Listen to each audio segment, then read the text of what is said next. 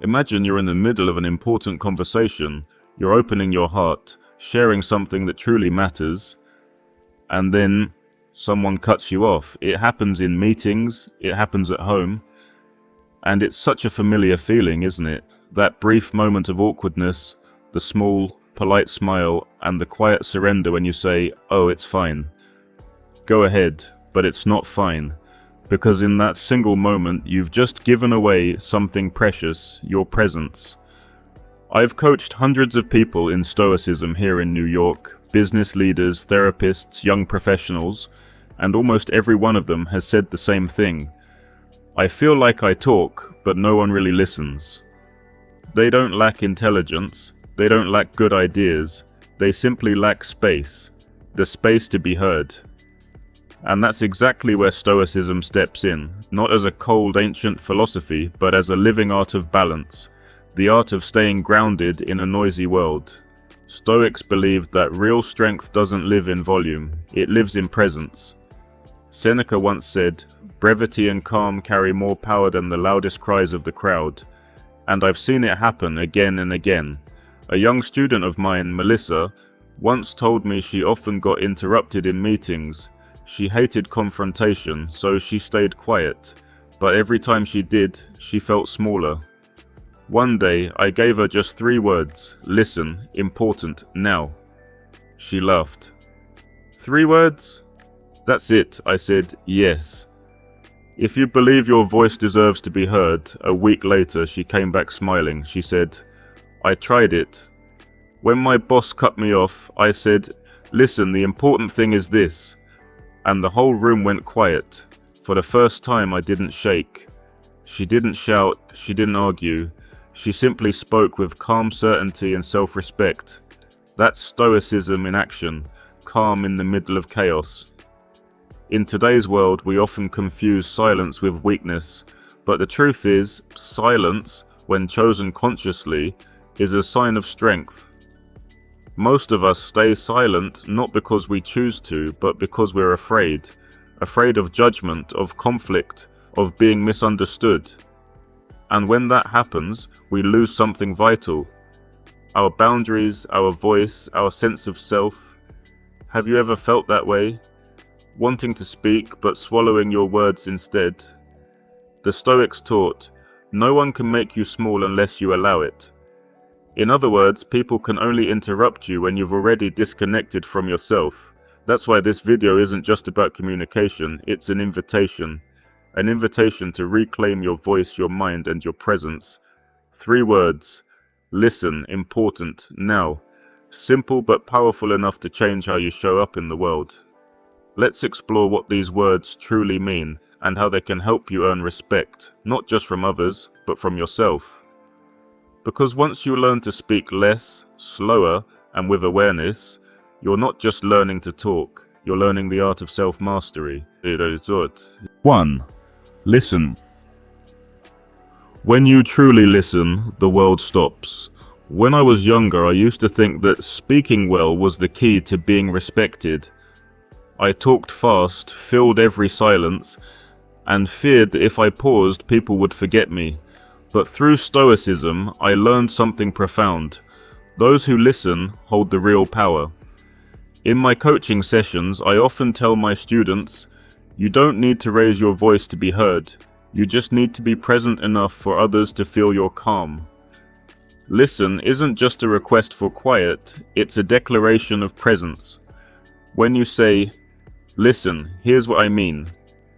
With a steady tone and clear eyes, the energy in the room shifts, not because you force them to listen, but because they want to. Stoics never chase attention, they draw it in with quiet authority. 2. Important. What truly matters to you?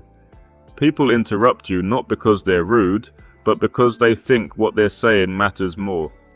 And sometimes, you believe them. But Stoicism teaches us this: what's important isn't how loud you speak, but how grounded your thoughts are. Marcus Aurelius wrote, eliminate the unnecessary and hold to what is essential. When you say, the important point is this, you remind others, and yourself that you know what deserves your attention.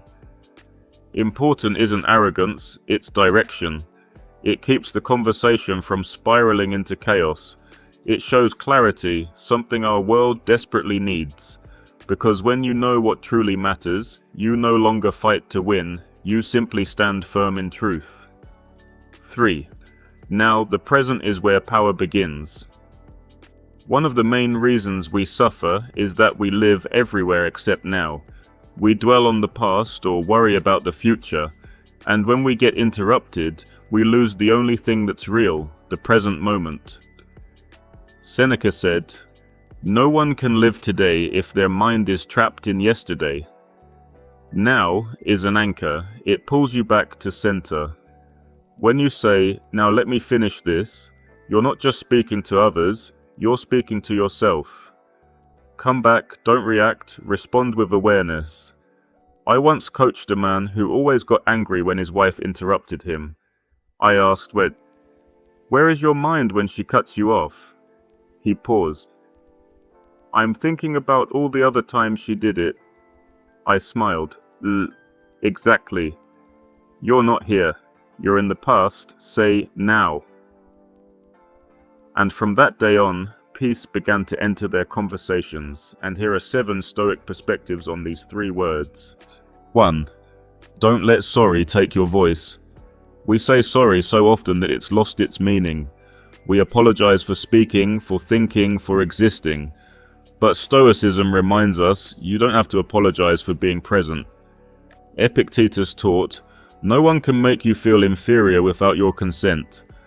Every time you say, "Sorry, go ahead," you're teaching the world that your voice can be dismissed.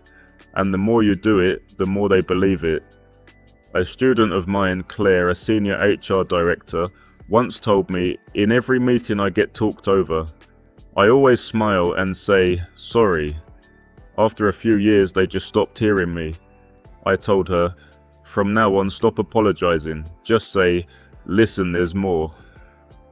A week later, she called. It worked. They stopped. They listened. She didn't fight for attention. She earned it through calm dignity. 2. The power of brief, calm words. We live in an age where everyone talks too much and listens too little.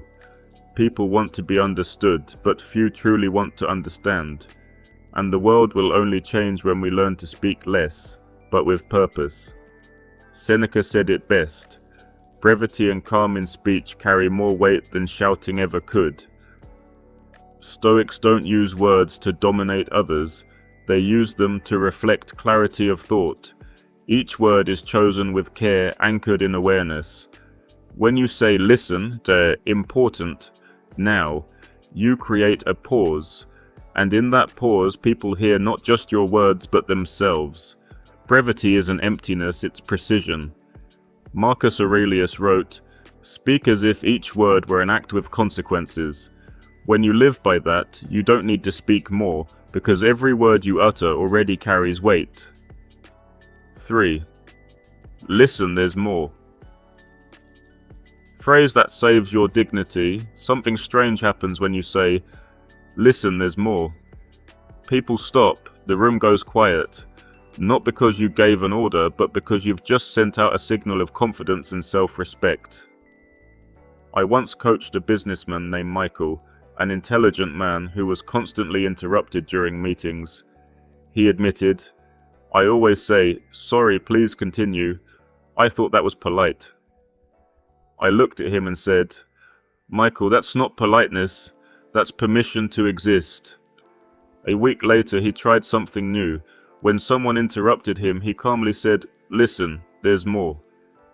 The result, everyone stopped, and for the first time, he was heard completely. Sometimes, you don't need to argue, you just need the right words. "Listen, there's more," is a reminder that you're not finished, that your thought still holds meaning, and that you deserve to finish what you started. 4. Calmness is not weakness, it's sovereignty. Stoicism doesn't teach you to be rigid, it teaches you to be steady. Rigidity is reaction, steadiness is essence. In today's world, we often confuse loudness with strength and silence with weakness, but in truth, calmness is the highest form of power. I once met a psychologist named Laura. She told me, "In my sessions, patients often yell or cry. I used to fear that if I stayed quiet, they wouldn't respect me. But over time, she discovered the opposite. Her calmness brought them peace. She didn't raise her voice, she simply showed up with steadiness. She said, but when I stay calm, they stop, not because I control them, but because they feel safe." True strength isn't about how much you speak, it's about your ability not to be pulled into chaos. When you master your mind, you master the space around you. 5. Silence isn't always golden. Silence can be golden, but it can also be a cage if it comes from fear. I once asked a middle-aged woman in one of my workshops, "Why don't you respond when people criticize you?" She said, "Because I don't want to cause trouble." I nodded and replied, "You're not avoiding trouble, you're avoiding yourself." Stoicism doesn't teach us to suppress our emotions or voices. It teaches us to choose the right time and the right way to express them. Some silences are wisdom, others are surrender. When you stay silent because you understand, that's calmness. But when you stay silent because you're afraid, that's loss. Silence only has value when it comes from inner freedom, not resignation. And the Stoics knew better than anyone. No one can take your voice away unless you hand it to them. 6. No one can humiliate you without your consent. Epictetus once said, "No one can insult you unless you agree." It sounds simple, but living by it is an art. We carry too much of other people's emotions. One harsh comment can ruin our whole day. One rude remark can make us question our worth. But pause and ask yourself, why do their words have such power? Because we give them permission. We let their words pierce our minds like small arrows through our self-respect. A Stoic doesn't react with anger, they respond with awareness.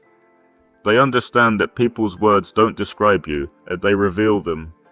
Marcus Aurelius wrote, "When someone offends you, remember, they act according to what they believe is right." Why be angry with someone who's mistaken? You can't control what others say, but you can always control how much peace you allow yourself to keep. 7. Every word is a choice. Epictetus said, "Discipline in speech reflects discipline in thought." We don't train our minds through empty silence, but through the way we choose every word. I often tell my students, before you speak, ask yourself, is this necessary?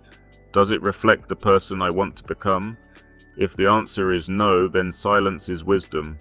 To a Stoic, every word is an ethical act, because words can heal, or destroy. They can wound someone, or awaken them. And when you understand that, you'll speak less, but every word will carry weight. The world doesn't need more noise. It needs people who know how to speak less, but with truth, slower, but deeper. As Seneca wrote, "A wise person's few words echo longer than 1,000 careless ones."